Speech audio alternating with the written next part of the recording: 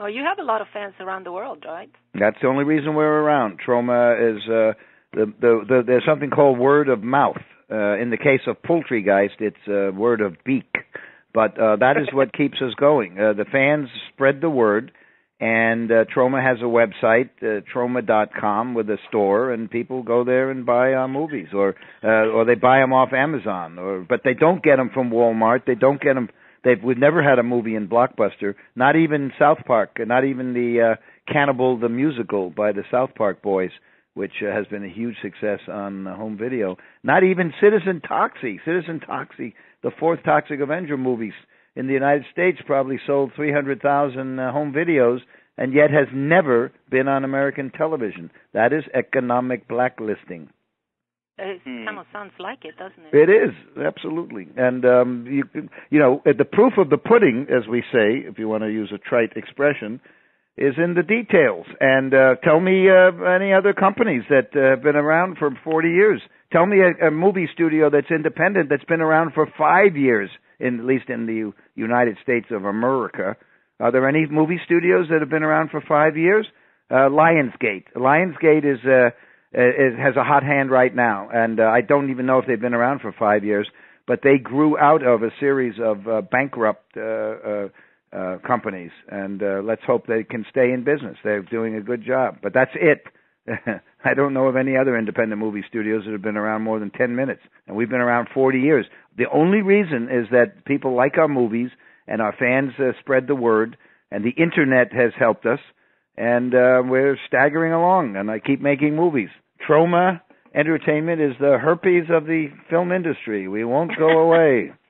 Well, in last year, in 2009, yes, you ma'am. became the chairman of the Independent Film and Television Alliance. So is that pretty much what their job is, to kind of fight against these conglomerates, as you say, for the independent filmmakers?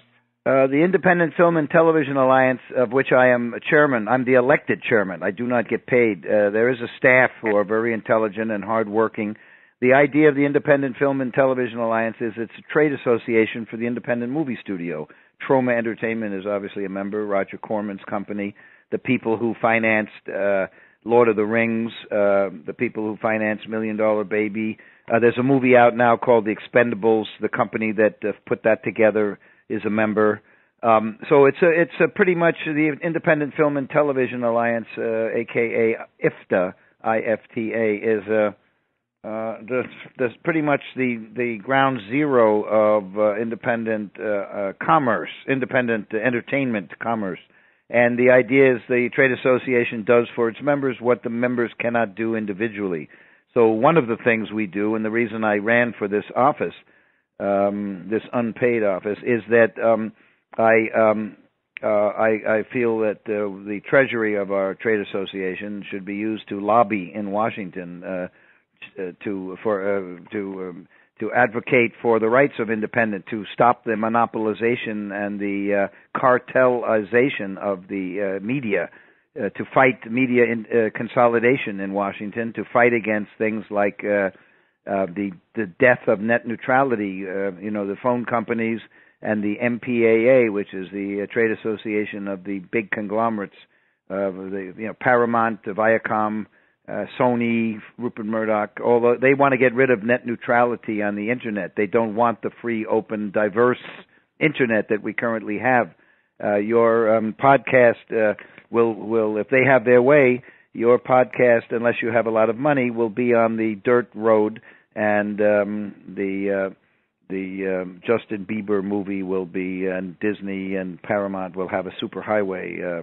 It'll be like the way the current entertainment industry is, with a small number of TV and media or companies. That's all you get. That's all you get. You get one or two newspapers, and that. And the Internet's the last democratic medium, and there are billions and billions of dollars being put into getting rid of the democratic medium. They want to get rid of net neutrality, where your podcast has, assuming that the public wants to hear it, has just as much right, just as much benefit, just as much advantage on the Internet as does Walt Disney or Village Roadshow or Mel Gibson.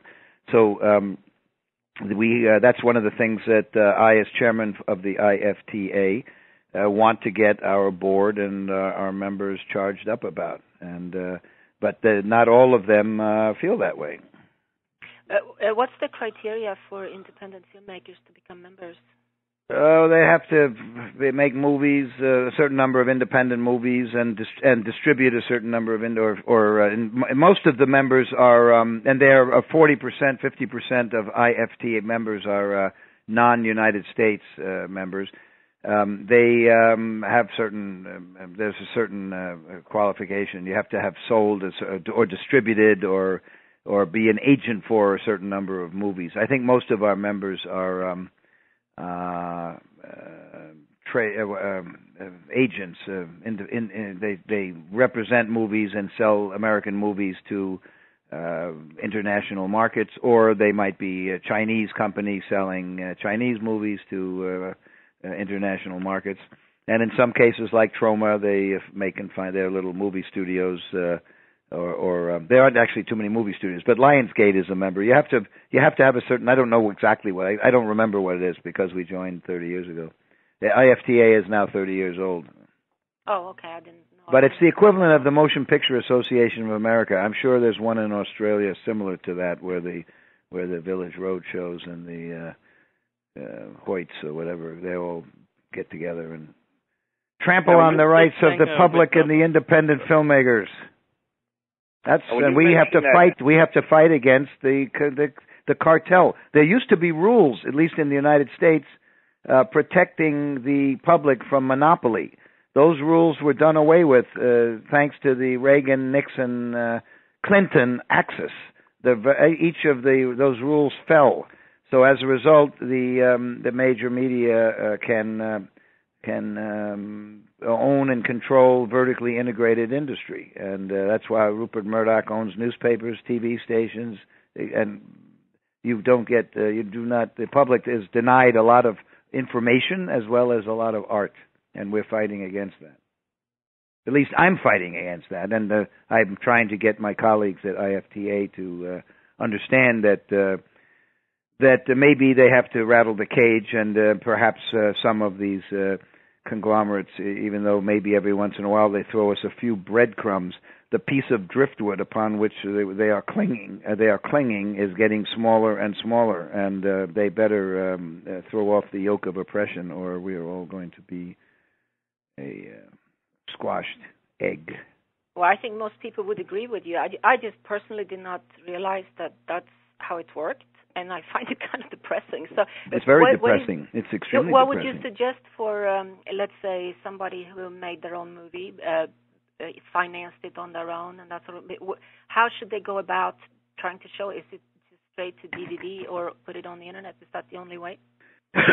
Well, the good news is that there is new technology, and once again, though, the big bad white boys are going to try to destroy the opportunities for the independent filmmaker to distribute his, her, or its movie.